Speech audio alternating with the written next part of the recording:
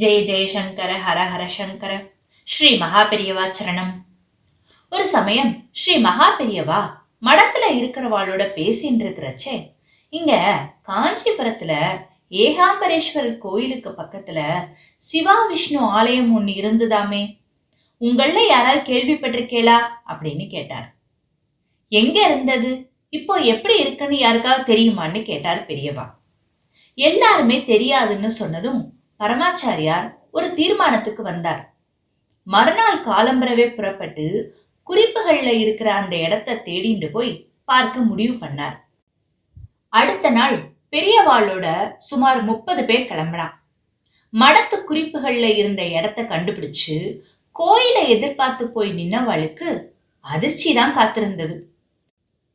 ஏன்னா ஆண்டவன் குடியிருக்கிற கோயில் இருக்கும்னு நினைச்சு போன இடத்துல ஆட்கள் குடியிருக்கிற வீடுதான் இருந்தது. பெரியவா அங்க வந்திருக்காங்கிற விஷயம் தெரிஞ்சதும் தெருவே அங்க கூடிடுத்து. அந்த வீட்டுக்கு சொந்தக்காரா யாருன்னு விசாரிங்கோ, தனக்கு பக்கத்துல நின்னவா கிட்ட சொன்னார் பெரியவா. கொஞ்ச நேரம் கழிச்சு ஒரு நடுத்தர வயதுக்காரர் பவ்யமா பெரியவா முன்னாடி நின்னார். என்ன விஷயம்னு கேட்டார். இந்த வீட்டை மடத்துக்கு தரியா, நெத்தியில அடிச்சாப்ல ரத்தன சுருக்கமா கேட்டார் ஆச்சாரியா. கொஞ்ச நேரம் அமைதியா இருந்த அந்த நபர், பெரியவா மன்னிச்சுக்கணும், இது எனக்கு பிராசீனமா வந்த வீடு, எனக்குன்னு இருக்கிறது இந்த சொத்து மட்டும்தான், அதனால அப்படின்னு தயங்கி தயங்கி இழுத்தார். அங்குள்ள ஜனங்களுக்கு ஒரே வியப்பு. பெரியவா கேட்டு ஒருத்தர் இல்லைன்னு சொல்றதா, என்ன மனுஷன் இவர்? ஆனா பெரியவா முகம் கொஞ்சம் கூட மாறல.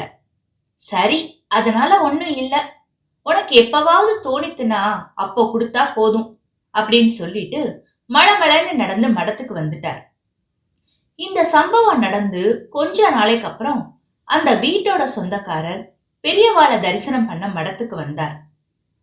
பெரியவா, என்னோட பிள்ளைக்கு உடம்பு முடியல, வைத்தியத்துக்கு நிறைய செலவாகும்ங்கிறா, அதனால வீட்டை வித்துடலாம்னு தோணித்து.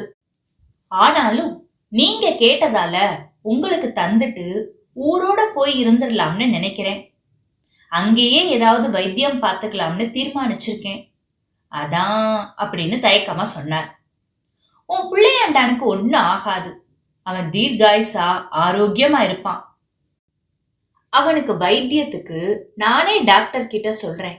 அது மட்டும் இல்ல, உன்னோட வீட்டுக்கு பதிலா இன்னொரு வீட்டை கட்டித்தர சொல்றேன். இப்படி சொல்லி ஆசீர்வாதம் பண்ணி அனுப்பினார் மகா பெரியவா. அதுக்கப்புறம் 10-15 நாள்ல அந்த வீடு மடத்துக்கு வந்தது. அந்த நபரோட பிள்ளைக்கும் மருத்துவ சிகிச்சையில உடம்பு பூர்ண குணமாயிடுத்து. மடத்து சார்பாவே ஒரு வீட்டை கட்டி அத அந்த நபருக்கு கிடைக்க பண்ணார் மகா பெரியவா. அதுக்கப்புறம் ஒரு நாள் பிரபலமான ஸ்தபதி ஒருத்தரை வர சொன்ன பெரியவா தான் கேட்டு வாங்கின வீட்டோட குறிப்பிட்ட திசையில ஒரு இடத்தை முதல்ல தோண்ட சொன்னார். சொன்ன திசையில இருந்த அறை ஒரு கழிப்பறை. பெரியவா உத்தரவை மீற முடியாம அதை இடிச்சிட்டு 6-7 அடி தோண்டினதுக்கு அப்புறம் லேசா லிங்கம் மாதிரி ஏதோ தெரிஞ்சது. அதை வெளியில எடுக்க முயற்சி செஞ்சார்.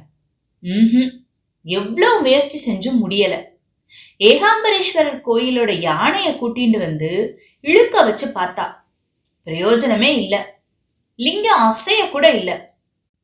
விஷயம் தெரிஞ்ச பெரியவா அந்த இடத்துக்கு போய் கொஞ்சம் கங்கா ஜலத்தால லிங்கத்துக்கு அபிஷேகம் பண்ணி வில்வ பத்திரத்தை போட்டுட்டு கற்பூர ஆரத்தி காட்டினார். இப்போ எடுங்கோ வரும் அப்படின்னு பெரியவா சொன்னதும் அடுத்த முயற்சியில தாய் பசுவை பார்க்க தாவிண்டு வர்ற கண்ணுக்குட்டி மாதிரி சட்டுன்னு வெளியில வந்தது சிவலிங்கம். அமைதியா ஒரு புன்னகைய தவழ விட்ட ஆச்சாரியா, இதோட போதும்னு நிறுத்திட வேண்டாம், இன்னும் கொஞ்சம் தோண்டுங்கோ அப்படின்னு சொன்னார். அப்படி தோண்டும் போது டங்குன்னு ஒரு சத்தம் கேட்டது. அங்க அனந்த சயனத்துல இருக்கிற ரங்கநாதரோட திருமேனி இருக்கிறது தெரிஞ்சது. அவ்வளவுதான் ஸ்தபதிக்கு. கண்ல இருந்து ஜலமா பொங்கி வழிஞ்சது. பெரியவா, இந்த இடத்து போய் தோண்ட சொல்றேன்னு இப்படிப்பட்ட இடத்துக்கெல்லாம் வரவேண்டி இருக்கேன்னு மனசுக்குள்ள நினைச்சேன். ஆனா சாட்சாத் பரமேஸ்வரனும் பெருமாளுமே எல்லாத்தையும் சகிச்சுண்டு இத்தனை காலம் இங்கே புதஞ்சு கிடந்திருக்கான்னா நாமெல்லாம் எம்மாத்திரம்னு இப்போ புரியுறது. அப்படியே அழுதுட்டார் ஸ்தபதி. அப்புறம் சின்னதா ஒரு கோயில் அமைச்சு அங்க சிவலிங்க திருமேனியையும் ரங்கநாதரையும் பிரதிஷ்டை செய்ய சொன்னார் மகா பெரியவா. ஹரியும் ஹரனும் சேர்ந்து கிடைச்சதால 2 பேரோட திருநாமத்தையும் இணைச்சு ஸ்ரீ அனந்த பத்மநாபேஸ்வரர்னு திருப்பெயர் சூட்டினார் மகா பெரியவா. காஞ்சிபுரத்துல உள்ள 108 சிவாலயங்கள்ல ஒன்றான அனந்த பத்மநாப ஈஸ்வரர் கோவில் ஏகாம்பரேஸ்வரர் கோயிலுக்கு பக்கத்துல இருக்கிற லிங்கப்பன் தெருவுல இருக்கு. ஸ்ருதி ஸ்மிருதி புராணானாம் ஆலயம் கருணாலயம் நமாமி பகவத் பாத சங்கரம் லோக சங்கரம். ஸ்ரீ மகா பெரியவா சரணம்.